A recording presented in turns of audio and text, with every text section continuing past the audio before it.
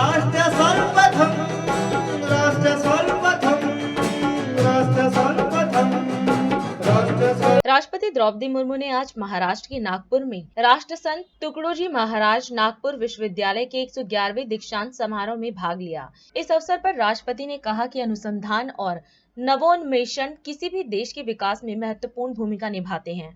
उन्होंने ग्रेजुएशन और post graduation की डिग्री प्राप्त करने वाले सभी विद्यार्थियों को बधाई दी और कहा कि डिग्री प्राप्त करने वाले करीब 80,000 विद्यार्थियों में आधी से ज्यादा बेटियां हैं। राष्ट्रपति ने उन 129 विद्यार्थियों को विशेष बधाई दी जिन्होंने पीएचडी की उपाधि प्राप्त की है।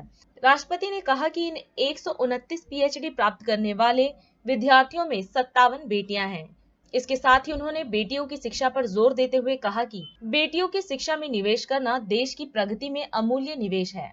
आज आप सबको संबोधित करते हुए मुझे हार्दिक प्रसन्नता हो रही है। इस विश्वविद्यालय के पूर्व दीक्षांत समारोह की गरिमा बढ़ाने वाले व्यक्तित्व में doctor S Radhakrishnan, doctor CV Raman, Shri Shyama Prasad Mukherjee, Shri Sachchidanand Sinha, Shri C Rajagopalachari, Sardar Vallabhbhai Patel, doctor Rajendra Prasad, Shri Jawaharlal Nehru और डॉक्टर एम.एस. स्वामीनाथन जैसे मूर्धन्य लोगों ने के नाम है।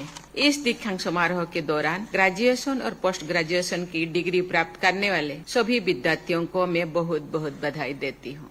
मुझे बताया गया है कि डिग्री प्राप्त करने वाले करीब 80,000 विद्यार्थियों में आधी से ज्यादा बेटियां हैं। मैं उन 129 विद्यार्थियों को भी विशेष बधाई देती हूं जिन्होंने आज पीएचडी की उपाधि प्राप्त की है। ये बहुत ही प्रसन्नता की बात है कि इन 129 पीएचडी प्राप्त करने वाले विद्यार्थियों में 57 बेटियां हैं। मैं इस अवसर पर विद्यार्थियों के माता पिता और अभिभावकों को तथा विश्वविद्यालय के सभी संकाय सदस्यों को भी बहुत बहुत बधाई देती हूँ। मुझे बताया गया है कि वर्तमान में इस विश्वविद्यालय और इसके 500 से अधिक संबद्ध कॉलेजों में लगभग 4 लाख विद्यार्थी शिक्षा प्राप्त कर रहे हैं। ये बड़ी ही संतोष का विषय है कि कुल विद्यार्थियों में लगभग 40% बेटियां हैं। मेरा मानना है कि लड़कियों की शिक्षा में निवेश करना देश की प्रगति में अमूल्य निवेश है। देवियों और स्वजनों, आज जब टेक्नोलॉजी के क्षेत्र में तेज गति से परिवर्तन हो रहा है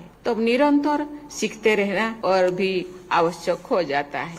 आप सब युवा है, आप सब टेक्नोलॉजी का प्रयोग करना चाहते हैं और जानते हैं और करते भी हैं। किसी भी साधन का सदुपयोग भी किया जा सकता है और दुरुपयोग भी। यही तथ्य टेक्नोलॉजी के साथ भी लागू होता है। अगर हम इसका सदुपयोग करेंगे तो देश और समाज का भला होगा और अगर दुरुपयोग करेंगे तो मानवता का नुकसान होगा। आज आर्टिफिशियल इंटेलिजेंस का उपयोग हमारे जीवन को सुगम बना रहा है, लेकिन डीप फेक के लिए इसका उपयोग समाज के लिए खतरा है। इस संदर्भ में नैतिकता से युक्त शिक्षा हमें राह दिखा सकते हैं। देवियों और स्वजनों, राष्ट्रीय शिक्षा नीति 2020 का उद्देश्य भारतीय मूल्यों से युक्त एक ऐसी शिक्षा प्रणाली का विकास करना है जो सभी को उच्चतर गुणवत्ता युक्त शिक्षा उपलब्ध करके भारत को एक ग्लोबल नॉलेज पावर के रूप में स्थापित करे।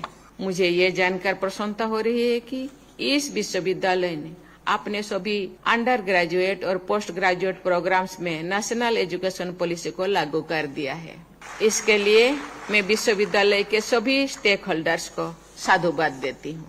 किसी भी देश के विकास में रिसर्च और इनोवेशन का महत्वपूर्ण योगदान होता है। मुझे ये जानकर प्रसन्नता हो रही है कि ये विश्वविद्यालय रिसर्च, इनोवेशन और टेक्नोलॉजी डेवलपमेंट को प्रोत्साहित कर रहा है। यहाँ के फैकल्टी मेंबर्स के नाम से इंडियन पेटेंट ऑफिस में 60 से अधिक पेटेंट्स पंजीकृत। विद्यार्थियों में स्टार्टअप कल्चर को प्रोत्साहित करने के लिए इंक्यूबेशन सेंटर भी स्थापित किया गया है। आपसे ये अपेक्षा की है कि आज स्थानीय समस्याओं और आवश्यकताओं को ध्यान में रखते हुए रिसर्च और इनोवेशन करें और उन इनोवेशंस को इम्प्लीमेंटेशन भी करें। आज पूरे दुनिया एक ग्लोबल विलेज है। कोई भी संस्थान दुनिया से कट कर नहीं रह सकता है। आपको इंटरडिसिप्लिनरी स्टडीज और इंटरनेशनल कोलैबोरेशन को बढ़ावा देना चाहिए। रिसर्च और इनोवेशन को एक दूसरे से साझा करके ही देश और दुनिया के सामने आ रही चुनौतियों का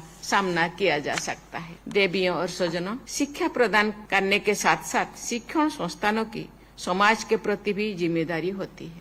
आपके विश्वविद्यालय और इससे संबद्ध संस्थानों में विद्यार्थियों की बहुत बड़ी संख्या है।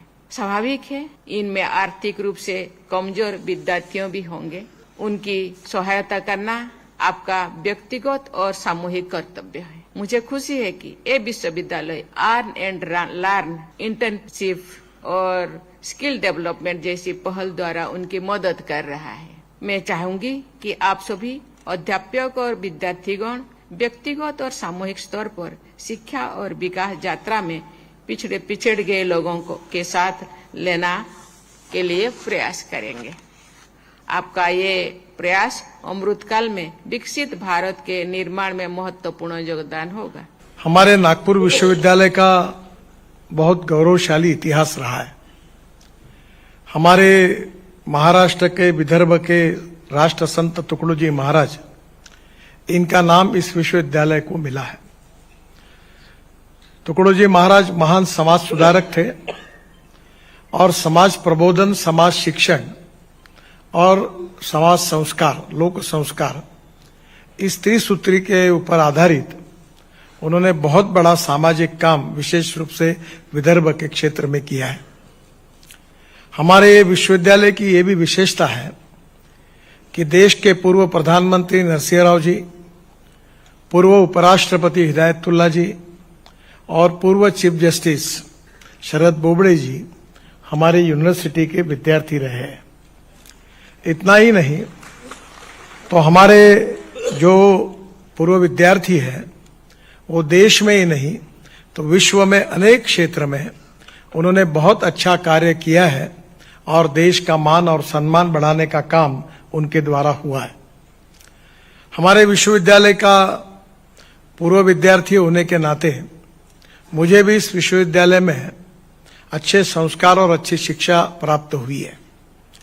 मुझे विशेष रूप से इस बात की खुशी है कि हमारी यूनिवर्सिटी और विशेष रूप से हमारे महाविद्यालय, इन्होंने अपना एक गरिमामय स्थान ऐसा निर्माण किया है। आने वाले समय में नॉलेज ये बहुत महत्वपूर्ण होने वाला है। ये बात जरूरी है कि देश के लिए अनेक बातों का महत्व है, पर सबसे इंपॉर्टेंट चीज है नॉलेज। और नॉलेज का वेल्थ में रूपांतर करना, यही विश्व शक्ति, विश्व पावर बनाने के बारे में जो प्रधानमंत्री जी का सपना है, $5 ट्रिलियन की इकोनॉमी बनाना, आत्मनिर्भर भारत बनाना और विश्व की सबसे बड़ी अर्थव्यवस्था बनना, ये नॉलेज के बिना संभव नहीं है। और इसलिए innovation, entrepreneurship, science, technology, research, skill and successful practices, इसको हम नॉलेज कहते हैं, और conversion of knowledge into wealth हमारा भविष्य है। और जिन छात्र छात्राएं आज डिग्री हासिल कर रही है, उनको भी हृदय से बहुत बहुत शुभकामनाएं देता हूं। फिर से एक बार राष्ट्रपति महोदय के प्रति आभार व्यक्त करते हुए मैं अपनी बात को समाप्त करता हूं। धन्यवाद। राष्ट्र